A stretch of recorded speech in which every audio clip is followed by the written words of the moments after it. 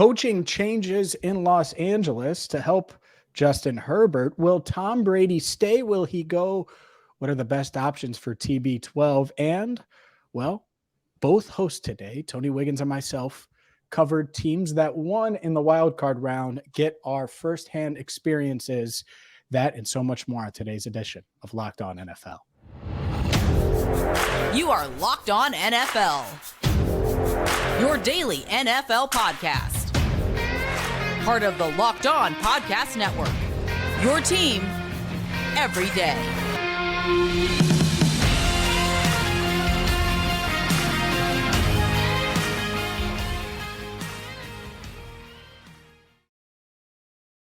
Hi again, everyone, and welcome into another edition of a Locked On NFL. Make sure you hit that subscribe button on YouTube, follow wherever you get your podcast, including iTunes, Google Play, and Spotify. And thank you so much for making us your first listen. Today's show is brought to you by BetOnline. BetOnline has you covered this season with more props, odds, and lines than ever before. BetOnline, where the game starts. And Tony Wiggins and James Rapien with you on a Wednesday edition of Locked On NFL. Tony, let's start with what happened on Tuesday in Los Angeles as the Chargers announcing that they have parted ways with offensive coordinator Joe Lombardi and passing game coordinator and quarterbacks coach Shane Day.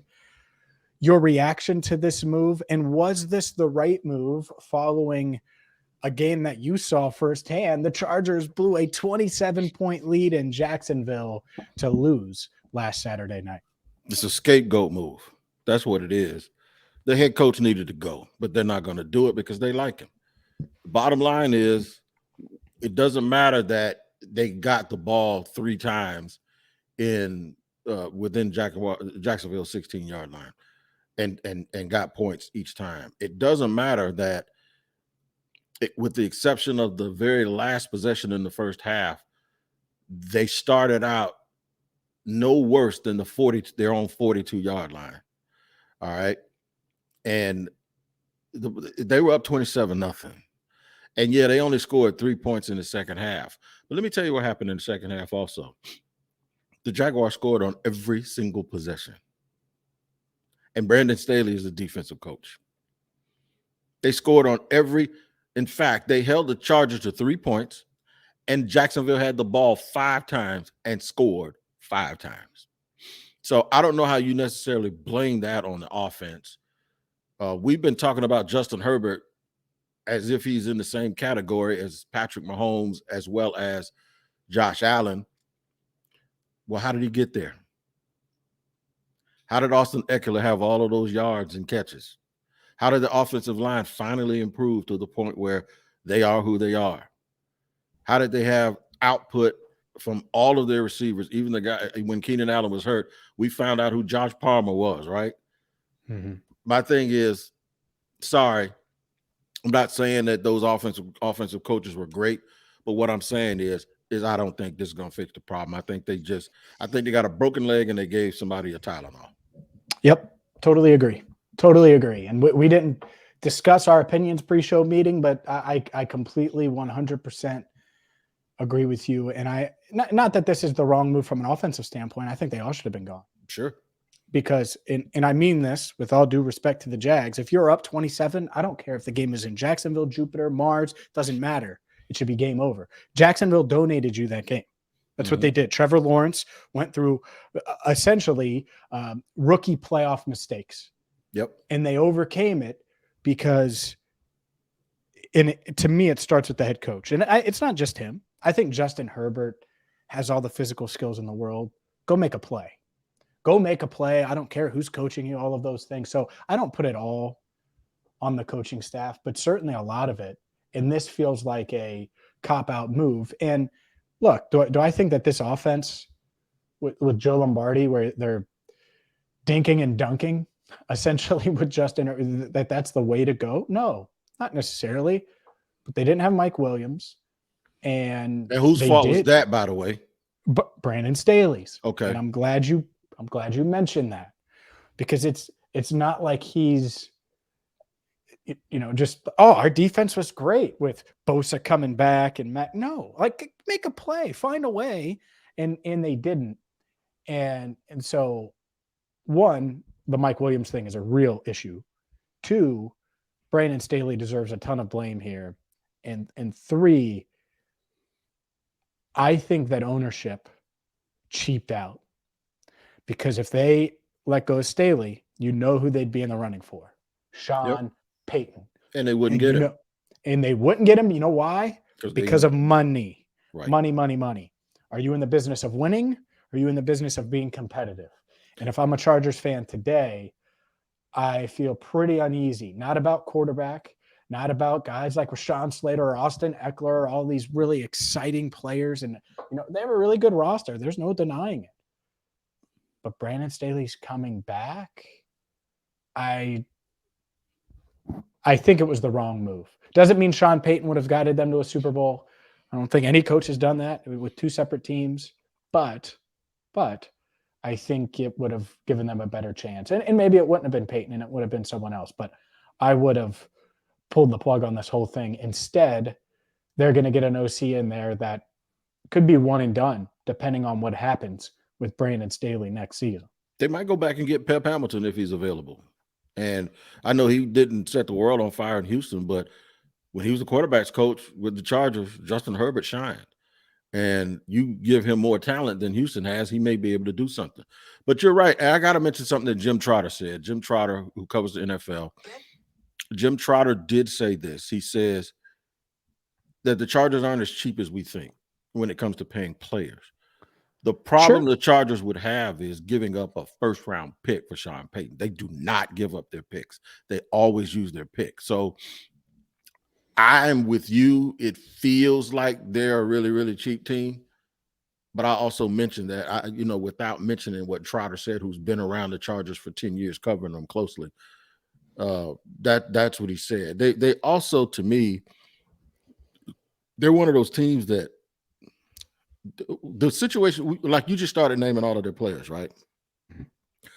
I can do the same thing. So much talk has been about the fact that Green Bay only has 2 Super Bowl wins, and they've had like 32 or 33 years of Hall of Fame quarterback Brett Favre.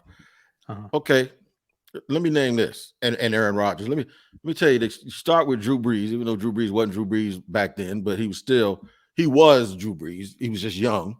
Mm-hmm. And you go straight into Phillip Rivers for about 15, 16 years. Mm-hmm. And you go straight from that to Justin Herbert.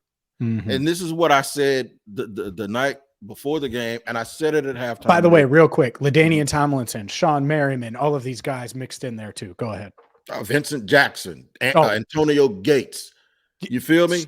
Studs, and you can name all the DBs. I don't know if there's another team that has had more people that were superstars and all pro and Pro Bowl type guys who haven't won a thing. And they've had them all together. I said before, last week on my Friday show, ain't nobody scared of the Chargers. Now, this is a knock on the fans. This is not a knock on the guys that Drogi and Daniel Wade that cover them. I'm not gloating. I'm dead serious. I think we're letting people off the hook. And I'm saying this for the fans of that team. We're letting people off the hook because there was this perception that the Chargers are going to boat race the Jaguars, and folks were talking about them, and we feel about them as if there's some playoff juggernaut, and we feel the same way about Justin Herbert, who ain't never won one playoff game, and he doesn't receive the heat that Lamar Jackson did before he had never won a playoff game. They still talk about this kid as if he's one of the top 4 guys, and he just very well might be. But my point is, he's not top 3. We distribute the heat. I'll tell you right now, he's not top 3. Right. And I know I hate to cut you off. No, I got you, because your guy is Josh Allen, Mahomes, Burrow in some order. It isn't Herbert. And all these analytics guys, man, nationally. Oh man, Herbert is the perfect quarterback. Man, if you're up 27 in Jacksonville, I don't care who's on your roster. That's coaching. right. Make one more play. That's right. Keep going. So to your point, and we'll get. I know we're going to talk about this in segment 3, but to your point, if you throw 4 picks in the first half and you're down 27-0, does Justin Herbert bring that team back like that kid like the kid here did, Trevor Lawrence? No. If you can't hold a 27-0 lead, there's no way you can tell me you'll overcome one. Does Doug Peterson or does Brandon Staley guide his team like Doug Peterson did. That's the other part of this too. That which is why is interesting. This is a scapegoat. Yep. And up next, we're going to continue the quarterback conversation a bit. We talked about Herbert there. Well, let's talk about TB12, Tom Brady. It was an ugly season for the Buccaneers, despite winning a division title. They finish 8-10. They get absolutely boat raced by the Cowboys. They were awful on Monday night. So should he stay? Should he go? What are his best options? We will rank them, and then we'll talk about our wild card experiences as we roll on. But I have to tell you about Built Bar, the #1 protein bar on the planet. It's my go-to daily. Why? Well, it's covered in 100% real chocolate, high in protein, low in sugar, low in calories, perfect for you. Healthy and tasty, the best combo. And right now, well, you can get them in person. You don't just have to go to built.com like the past, which you could certainly order from there, but they're at your local Walmart. They're at Sam's Club as well across the country. So if you're looking for cookies and cream, double chocolate, coconut puffs, all of their different options, well, you can get them today. So don't delay. Grab a Built Bar, the #1 protein bar on the planet at built.com, Sam's Club, or Walmart. You can thank me later. That's right. You started that thing off, man. You said it's covered with 100% chocolate. You ain't have to give me no more reasons. That's enough right there because I love me some chocolate. Thanks again for making Locked On Jaguars and Locked On Bengals and Locked On NFL. You know what I mean? Thanks again for making Locked On NFL your first listen every day. Subscribe to the Locked On NFL podcast and get daily conversations on the biggest NFL stories, plus in-depth analysis on the biggest games with NFL key predictions every Friday. And Monday, local listeners cover the weekend with game-to-game episodes. Locked On NFL, available on YouTube and wherever you get your podcast. You should know that because you're sitting here listening to me and my man James right now break it down about quarterbacks. I think we're going to talk about we're talking about younger guys. We're talking about an older guy now. Yep, we are. Tom Brady. And look, it was ugly this year. And so first things first, Tony. And I'm not going to say I'm breaking the news because that implies that I'm in the know. And I'm not. I'm not going to pretend like I'm close with Tom or his family or I know his agent or I know something. I'm not. But I want to give you my thoughts. And in fact, I'll bet with you if you want. Depends on how you feel about it. Again, I don't know how you feel. But Tom Brady is coming back next season. I'll break the news my way. I would be absolutely shocked, stunned, floored if he walked away after this season, especially given what has happened off the field. I don't think there's that pressure to leave now, at least not as much. He's clearly got a hunger to still perform at a high level. This year was really, really frustrating. I think he plays another year. Do you agree? Do you disagree? Agree. And I can tell you, I think I got a feeling he's going somewhere where the weather is really hot. Okay, go ahead. Give me your idea. Does it have to do with gambling by any chance? That's one of them. Okay. Well, what one were you thinking about? Because I think that's really interesting now. If he got on I-75 South and then cut across the muck down by Belglade and goes over to South Florida. All right. I mean, they got in trouble for talking about doing it anyway, right? 2-3 years ago. And Tua. But Mike McDaniel and they're both saying, hey, Tua's going to be their quarterback. They said that this week, Tony. Well, that's what they're supposed to say. It's a need to know basis, right? They're supposed to say that. Tua had three. Didn't he have 3 concussions, or he was in the protocol 3 times this year? Yep, 3. Tom Brady's going to go somewhere where he can win right away. Mm-hmm. So the other place that I had an idea about was Las Vegas. Mm-hmm. His former offensive coordinator. He walks into the door and knows the offense, which that really doesn't matter for a 45-year-old first ballot Hall of Famer because he knows every offense. But I think it also makes Devontae Adams not as angry. Yep. It also means that Darren Waller can know that he'll finally get the ball again. Mm-hmm. Josh Jacobs will, if they decide to keep him, will have a big, tremendous year, just like he just did. and it's instant credibility in terms of the fans not wanting to run Josh McDaniels out because he did worse than Rich Bisaccia did. So, it still leaves them wondering who's going to be the guy for the future.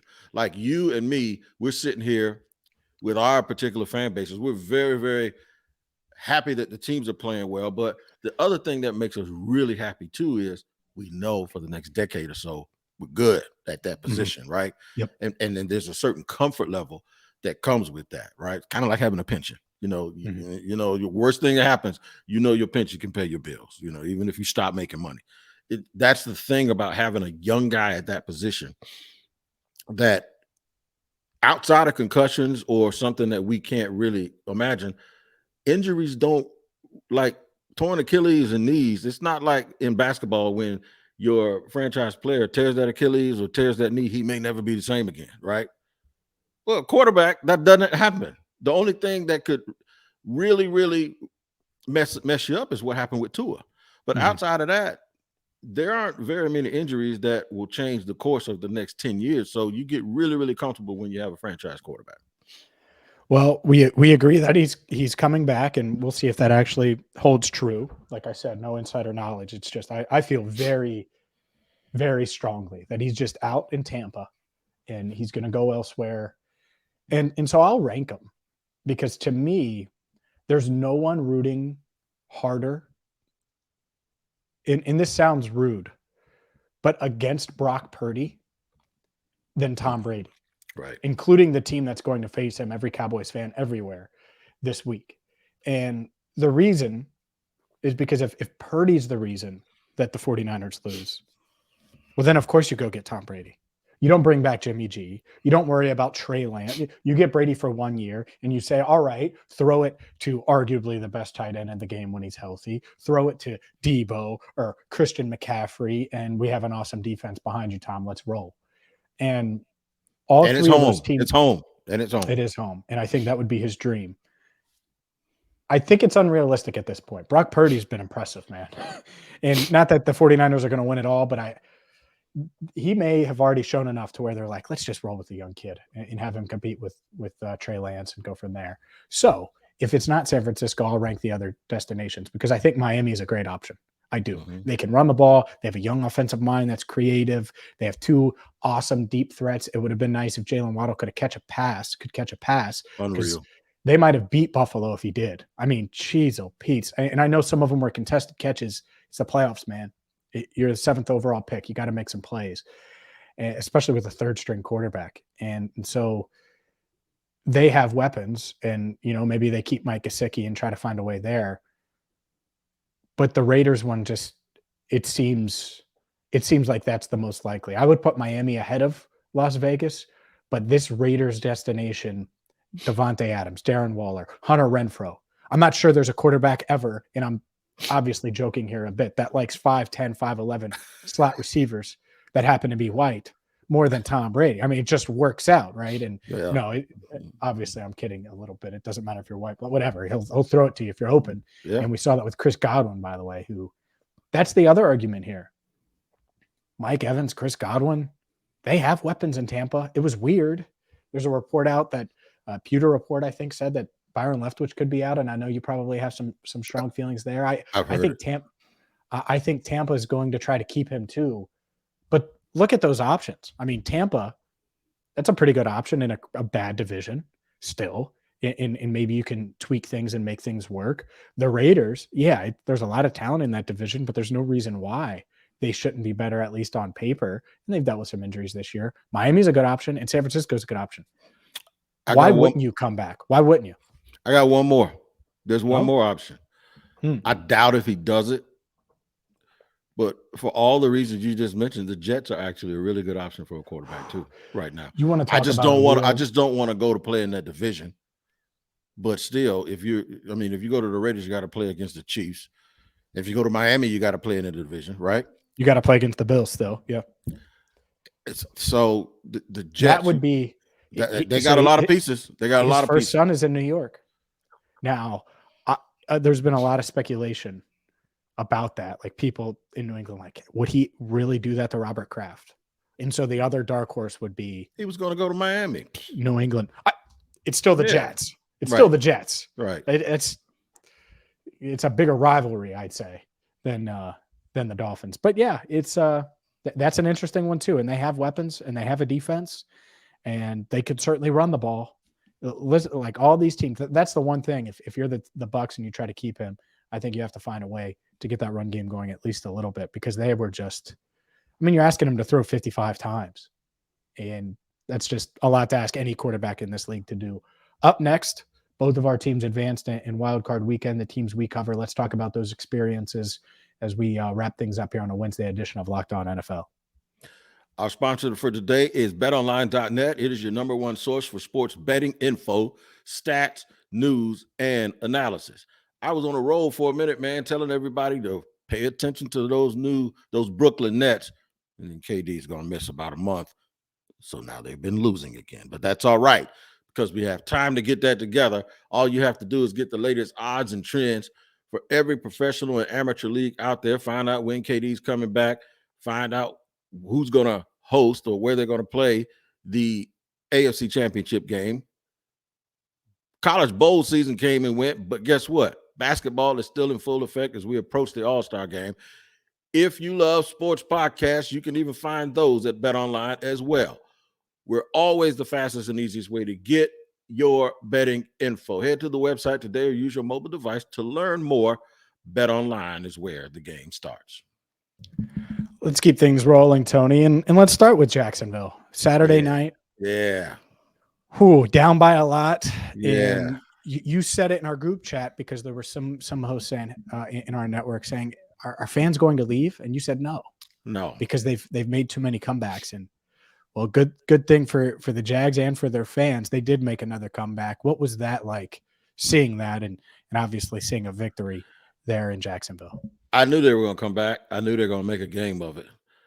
As the game started to ebb and flow, right with about 7 or 8 minutes left to go in the fourth quarter, I said, I hope that, too many times we've seen teams get behind and they rally, and right when they get to that point, they just run out of gas. I said, I hope they don't miss a field goal.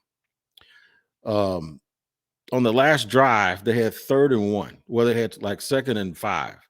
They ran the ball and got 4 yards. It was 3rd and 1. And I said, they're out of field goal range. They got to make this first down. They tried to throw it and they didn't. And that's when I was like, all of this rallying for it's 4th and 1. They're at the 45-yard line. All of that rallying, and it's 1 minute 28 seconds left. And they get here and they run the ball. And I understand Doug running the ball, getting in 3rd and 1 is, it's kind of ideal in that situation. Doug calls a timeout and goes wing T. He puts 3 running backs in the game. It looked like something that Delaney or Newt Rockney or somebody like that or Bear Bryant would have run. Mm-hmm. And he ran toward, when they gave the ball to ETN, they pinned the left side of the Chargers defense. He actually ran right towards me. That's where I sit in the press box. And I went like this. I thought he was going to score a touchdown. And it was amazing. The place went crazy. He stayed in bounds. And when he kicked the field goal, it was almost like the place didn't erupt the way I thought it would.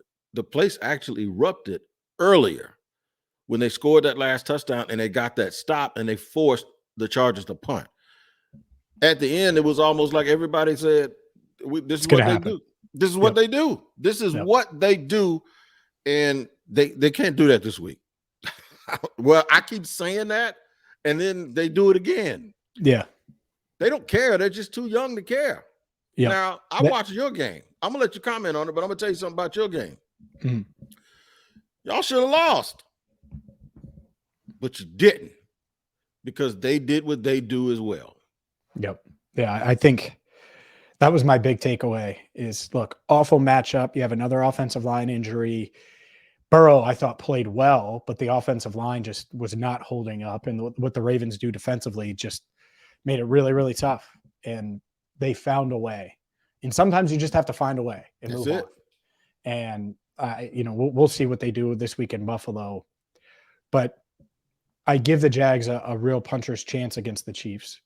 in seeing a young team that was wide-eyed, bright-eyed, bushy-tailed go into Arrowhead last year and win. You can't get off to that bad start. And I know the Bengals did last year in the AFC title game and rebounded. That's not a formula for success. But sometimes not knowing and not just being young, that's the way to go. And these Jags kind of remind me of that. Now, they're going to need to scheme up some things for that offense to stick with it, because we know the Chiefs are going to put up points. But these aren't the Chiefs from 3 years ago. No, they missed Tyreek. They missed Tyreek Hill. No doubt. They just don't have that explosion. And so, yeah, they're good pass blocking, but the Jags can get after the quarterback. So you got a shot. I think that's going to be a real fun game. And, the Trevor Lawrence Saturday record is kind of fun to talk about. Yeah. They got to get off to a better start.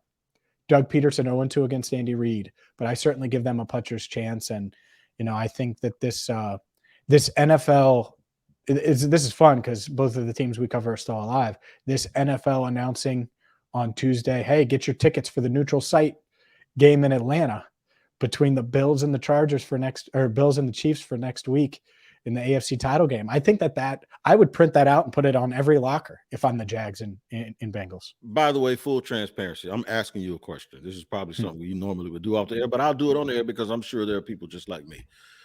I'm confused as to why that game is not going to be played. If those teams win, I'm confused as to why the game's not going to be in Arrowhead. And here's why.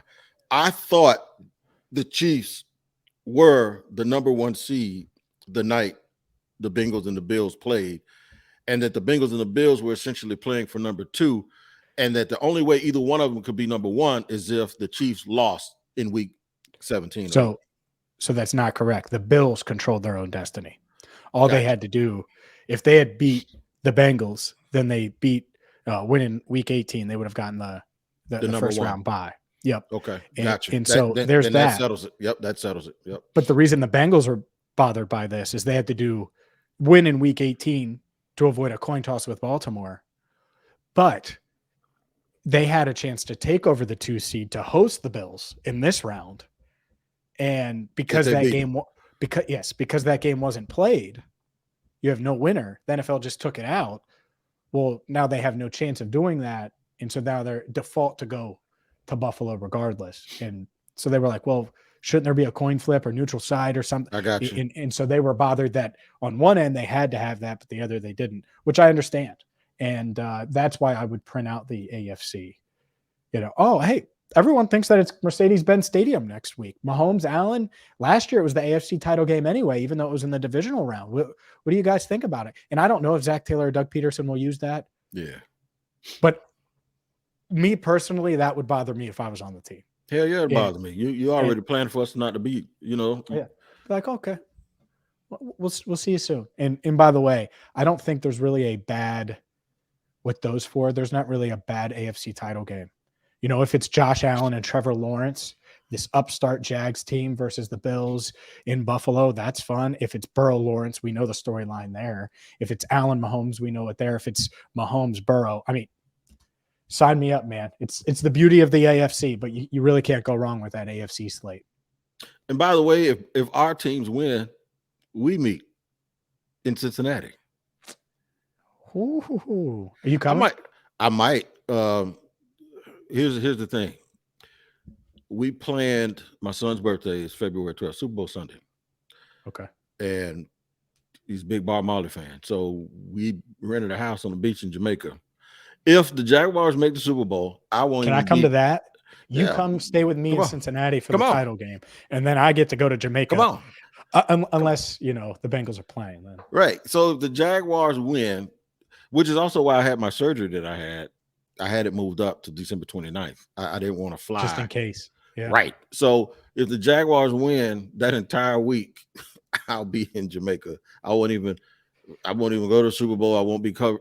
I'll do what I got to do, but I'm telling everybody, I might have my shirt off and I'm going to be in front of some blue water, and we're going to be doing this podcast from my Silver Sands in Jamaica.